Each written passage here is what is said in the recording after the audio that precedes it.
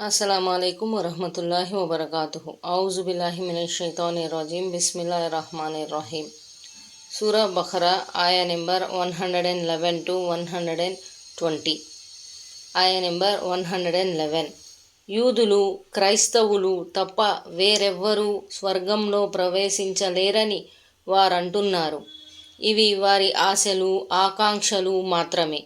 మీరు మీ వాదనలో సత్యవంతులే అయితే ఆ మేరకు ఏదన్నా నిదర్శనం సమర్పించండి అని వారిని అడుగు. ఇక్కడ గ్రంథబహుళ గర్వాతిశయం ఆత్మ ఆధిక్యతా భావం మరోసారి ప్రస్తావించబడింది. ఇది కేవలం వారి భ్రమలు మాత్రమేనని, వాటి వెనుక ఎటువంటి ఆధారమూ లేదని అల్లా స్పష్టం చేశాడు. ఆయ నెంబర్ 112.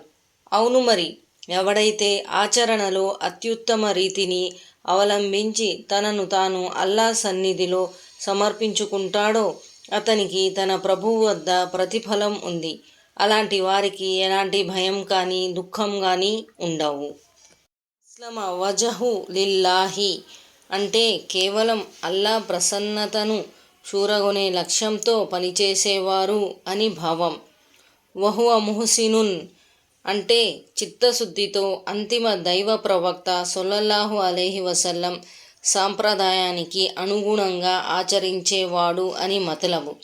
సదాచరణ దైవ సమక్షంలో స్వీకారయోగ్యమవటానికి ఈ రెండు సూత్రాలను దృష్టిలో పెట్టుకోవడం అవసరం. ఈ రెండు సూత్రాల ప్రాతిపదికపై మంచి పనుల ఆధారంగానే పరలోక సాఫల్యం మోక్షం ప్రాప్తిస్తాయి. అంతేగాని ఉత్త ఆశలు ఆకాంక్షల వల్ల ఒరిగేది ఏమీ ఉండదు. ఆయ నెంబర్ 113. క్రైస్తవులు సత్యంపై లేరని యూదులు అంటున్నారు. యూదులు సత్యంపై లేరని క్రైస్తవులు అంటున్నారు. మరి చూడబోతే వారంతా గ్రంథాన్ని చదువుతున్నారు. జ్ఞానం లేని వాళ్ళు కూడా ఇలాంటి మాటే అంటున్నారు. కనుక అల్లా ప్రళయ దినాన వీళ్ళ భేదాభిప్రాయం గురించి వీళ్ళ మధ్య తీర్పు చేస్తాడు. యూదులు తౌరాతు గ్రంథం చదువుతారు. అందులో మూసా అలైహిస్సలాం ఈసా అలైహిస్సలాం రాకను గురించి ధృవీకరించి ఉన్నారు. కానీ యూదులు మాత్రం ఈ విషయం తెలిసి కూడా ప్రవక్తగా ఈసా అలైహిస్సలాంను తిరస్కరించేవారు. ఇక క్రైస్తవుల వద్ద ఇంజీలు గ్రంథం ఉంది. అందులో మూసా అలైహిస్సలాం మరియు తౌరాతు గ్రంథాల ధృవీకరణ ఉంది. అయినప్పటికీ క్రైస్తవులు యూదుల వద్ద ఏమీ లేదని చెబుతున్నారు. ఈ పరస్పర వాగ్యుద్ధానికి కారణమేమిటి అంటే ఇరువర్గాల వారు వండొకరి ఎడల సదభిప్రాయం కలిగి లేరు. పైగా ఒకరికి ఒకరి పట్ల వైరభావం కలిగి ఉన్నారు. ఒకరంటే ఇంకొకరికి అసూయ కూడా ఉంది. దానికి తోడు ఊహాలోకాల్లో విహరిస్తున్నారు. గ్రంథవాహులకు అంటే యూదులు క్రైస్తవులకు ప్రతిగా అరేబియా ముష్రికులు నిరక్షరాస్యులు, విద్యాగ్రంథం సోకనివారు. అందుకనే వారిని జ్ఞానం లేని వాళ్ళుగా వ్యవహరించడం జరిగింది. అయినా సరే వారు ముష్రికులై ఉండి కూడా గ్రంథవహుల మాదిరిగానే బీరాలు పోయేవారు. తామే సత్యమార్గంపై ఉన్నామని తలపోసేవారు. అంతటితో ఆగక ముహమ్మద్ ప్రవక్త సల్లల్లాహు అలైహిస్సలాం వారిని సాబీ అంటే మతధర్మం లేనివాడుగా పిలిచేవారు. ఆయ నెంబర్ 114. అల్లా మస్జిదులలో ఆయన నామస్మరణను అడ్డుకొని వాటిని పాడు చేయడానికి ప్రయత్నించే వాని కంటే పరమ దుర్మార్గుడు ఎవడుంటాడు? అటువంటి వారు వాటిలో ప్రవేశించినా భయపడుతూనే ప్రవేశించాలి సుమా. వారికి ప్రపంచంలోనూ పరాభవం తప్పదు, పరలోకంలో కూడా మహాఘోర శిక్ష తప్పదు. ఇంతకీ మస్జిదులలో దైవనామస్మరణ జరగకుండా అడ్డగించిన వారెవరు? దీనిపై ఖురాన్ వ్యాఖ్యాతలు రెండు రకాల అభిప్రాయాలను వెలిబుచ్చారు. ఒకటి, క్రైస్తవులు రోము చక్రవర్తితో కుమ్మక్కై బైతుల్ ముఖద్దస్లో యూదులను ఆరాధన చేయకుండా ఆపారు. తత్సంబంధమైన కుట్రలో వారు పాలు పంచుకున్నారు. ఇబ్నే జరీర్ తబ్రీ కూడా ఈ అభిప్రాయాన్ని కలిగి ఉన్నారు. అయితే హాఫిజ్ ఇబ్నె కసీర్ ఈ అభిప్రాయంతో విభేదించి మక్కాకు చెందిన బహుదైవారాధకులు ఈ కృత్యానికి పాల్పడ్డారని అన్నారు. వారు రెండు విధాలుగా ఈ పని చేశారు. ఒకటి, అంతిమ ప్రవక్త సల్లల్లాహు అలైహి వసల్లంను, ఆయన సహచరులను మక్కా నగరం వదిలి వెళ్ళేలా పరిస్థితుల్ని సృష్టించారు. ఈ విధంగా ముస్లింలను కాబా గృహంలో ఆరాధన చేయకుండా ఆపారు. 2. హుదైబియా ఒప్పందం సందర్భంగా కూడా వారు ఇటువంటి పాత్రనే పోషించారు. మా పితామహులను, కొడుకులను సంహరించిన వారిని మేము మక్కా లోపల అడుగు పెట్టనిచ్చేది లేదని తెగేసి చెప్పారు. మరి చూడబోతే కాబా గృహ సందర్శన కోసం వచ్చే వారిని అడ్డుకోవడం మంచి సాంప్రదాయం కానే కాదు.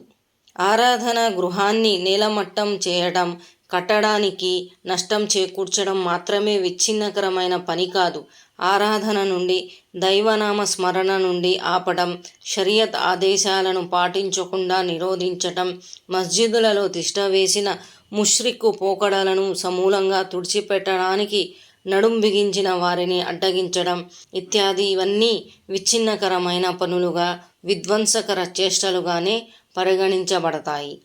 ఇది ముస్లింలకు శుభవార్త అని కొంతమంది వ్యాఖ్యాతలు అభిప్రాయపడ్డారు.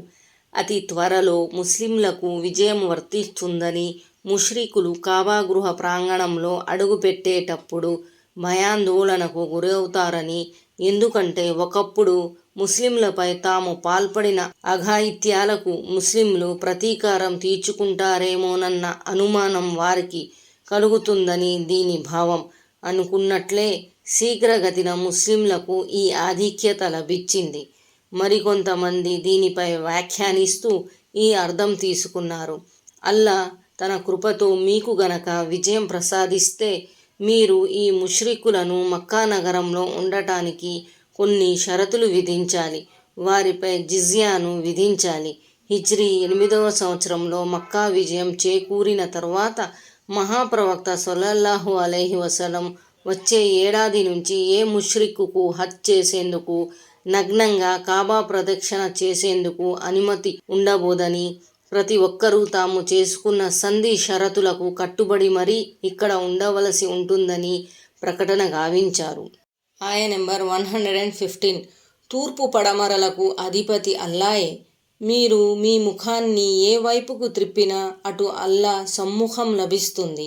నిస్సందేహంగా అల్లా విస్తృతి కలవాడు, సర్వము తెలిసినవాడు. మక్కా నుంచి మదీనాకు హిజ్రత్ అంటే ప్రస్తావన చేసిన తరువాత ముస్లింలు బైతుల్ ముఖద్దస్ వైపుకు అభిముఖమై నమాజ్ చేస్తున్నప్పుడు వారికి దుఃఖం కలిగేది. ఆ సందర్భంగానే ఈ ఆయతు అవతరించింది. మరి కొందరి అభిప్రాయం ప్రకారం బైతుల్ ముఖద్దస్ వైపు నుంచి మళ్ళీ కాబా దిశ వైపుకు తిరగాలని ఆజ్ఞాపించబడినప్పుడు యూదులు రకరకాల అభ్యంతరాలను లేవనెత్తారు. వాటికి సమాధానంగా ఈ వచనం అవతరించింది. మరికొంతమంది ఇలా అభిప్రాయపడ్డారు: ఈ ఆయతు అవతరించటానికి అసలు కారణము ఏమిటి అంటే, ప్రయాణంలో ఉన్నప్పుడు వాహనంపై కూర్చొని నఫీల్ నమాజులు చేసుకునేందుకు అనుమతి ఉంది. అప్పుడు వాహనం ఏ దిశలో పోతున్నా నమాజ్ను చేయవచ్చునని విశదీకరించబడింది. ఒక్కోసారి అనేక కారణాలు కలిసి ఒక ఆయతు అవతరణకు ఆస్కారం కల్పిస్తాయి. అట్టి పరిస్థితులలో ఇలాంటి ఆయతుల అవతరణ నేపథ్యాన్ని విడమర్చి చెప్పే ఉల్లేఖనాలు అనేకం మన ముందుకు వస్తాయి. ఒక ఉల్లేఖనంలో ఒక కారణం చెప్పబడితే మరో ఉల్లేఖనంలో మరో కారణం వివరించబడుతుంది. ఈ ఆయతు కూడా ఆ కోవకు చెందినదే. నెంబర్ 116. అల్లాకు సంతానం కలదని వీళ్ళు అంటున్నారు. ఇలాంటి మాటలకు ఆయన అతీతుడు, పవిత్రుడు. పైగా భూమి ఆకాశాలలో ఉన్న సమస్తము ఆయనదే. అవన్నీ ఆయన ఆజ్ఞలకు తల ఒగ్గి ఉన్నాయి. ఆయ నెంబర్ 117. భూమి ఆకాశాలను ప్రప్రథమంగా సృష్టించినవాడు ఆయనే. ఆయన ఏ పనినైనా చేయ సంకల్పించుకున్నప్పుడు దాన్ని అయిపో అని అంటే చాలు, అది అయిపోతుంది. భూమి ఆకాశాల్లో ఉన్న సకల చరచరాలకు దేవుడు అల్లాయే. నిఖిల జగతిలో ఉన్నవన్నీ ఆయన ఆజ్ఞలను శిరసావహిస్తున్నాయి. అంతేకాదు, ఎలాంటి నమూనా కూడా లేకుండా భూమి ఆకాశాలను పుట్టించినవాడు, సమపాళ్లల్లో వాటిని తీర్చిదిద్దినవాడు ఆయనే. తాను చేయదలుచుకున్న ప్రతి పని కోసం ఆయన అయిపో అంటే చాలు, అది అయిపోతుంది. అంతటి అద్భుతం చేసే మహోన్నతునికి సంతానం అవసరం ఏముంది? ఆయ నెంబర్ 118. జ్ఞానం లేనివాళ్ళు అల్లా స్వయంగా మాతో ఎందుకు మాట్లాడడు, లేక మా వద్దకు ఏదైనా సూచన ఎందుకు రాదు అని అంటారు. వారి పూర్వీకులు కూడా ఇలాంటి పలుకులే పలికారు. వారందరి హృదయాలు ఒకే విధమైనవి. వాస్తవానికి నమ్మేవారి కోసం మేము మా సూచనలను స్పష్టం చేసి ఉంచాము. వీరు అరేబియాకు చెందిన ముష్రికులు. వీరు కూడా యూదులలాగే డిమాండ్ చేయసాగారు. అల్లా నేరుగా మాతో ఎందుకు సంభాషించడు? ఏదైనా స్పష్టమైన నిదర్శనం మా వద్దకు పంపిస్తే మేము దాన్ని చూసి విశ్వసించేవాళ్ళం కదా అనేవారు. అంటే తిరస్కారం, శత్రుత్వం, తలబిరుసుతనంలో అరబ్బు బహుదైవారాధకుల హృదయాలు తమ పూర్వీకుల హృదయాలలాగే కరుకుగా మారిపోయినాయి. ఏమిటి, వీరు వండొకరికి ఈ మేరకు తాకీదు చేసిపోతున్నారా? కాదు కాదు, అసలు వీళ్ళంతా తరబిరుసులు. అంటే వీళ్ళందరిలోనూ ఇంచుమించు ఒకే విధమైన అహంకార భావం ఉంది. అందుకే సత్య సందేశ ప్రదాతల ముందు వీళ్ళు కొంగ్రొత్త డిమాండ్ చేస్తూ ఉంటారు. లేదనుకుంటే ప్రవక్తలను ఉన్మాదులుగా అభివర్ణిస్తూ ఉంటారు. ఆయ నెంబర్ 119. ఓ ప్రవక్త, మేము నిన్ను సత్యంతో పాటు శుభవార్తనిచ్చేవానిగా, హెచ్చరించేవానిగా చేసి పంపాము. నరకవాసుల గురించి నిన్ను నిలదీసి అడగడం జరగదు. ఆయ నెంబర్ 120. ఓ ముహమ్మద్, నువ్వు వారి విధానాన్ని అనుసరించనంత వరకు యూదులు, క్రైస్తవులు నిన్ను ఇష్టపడరు. అల్లా చూపిన మార్గమే సరైన మార్గం అని నువ్వు వారికి చెప్పేయి. ఒకవేళ నువ్వు నీ వద్దకు జ్ఞానం వచ్చిన మీదట కూడా వారి కోరికలను అనుసరిస్తే అల్లా పట్టు నుండి నిన్ను రక్షించేవాడు, సహాయకుడు ఎవడూ ఉండడు. అది ఇప్పుడు ఇస్లాం రూపంలో ఉంది. మహాప్రవక్త సల్లల్లాహు అలైహి వసల్లం పిలుపు ఇచ్చేది దాని వైపునకే. ప్రక్షిప్తాలకు లోనైన యూద, క్రైస్తవ మతాల వైపుకు కాదు.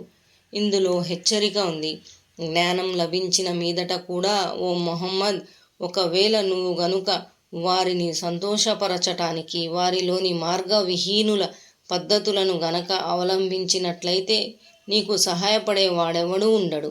ఇందులో ముహమ్మద్ సల్లల్లాహు అలైహి వసల్లం ద్వారా ఆయన అనుచర సమాజాన్ని హెచ్చరించడం జరుగుతున్నది. అదేమంటే వారు కూడా ధర్మంలో సరికొత్త పోకడలు పోయేవారిని, మార్గభ్రష్టులను సంతోషపెట్టే ఉద్దేశంతో ధర్మావలంబనలో ఎలాంటి మెతక వైఖరికి, వక్రభాష్యాలకు తావు కల్పించరాదు. అస్సలాము అలైకుం వరహ్మతుల్లాహి వబరకాతుహు.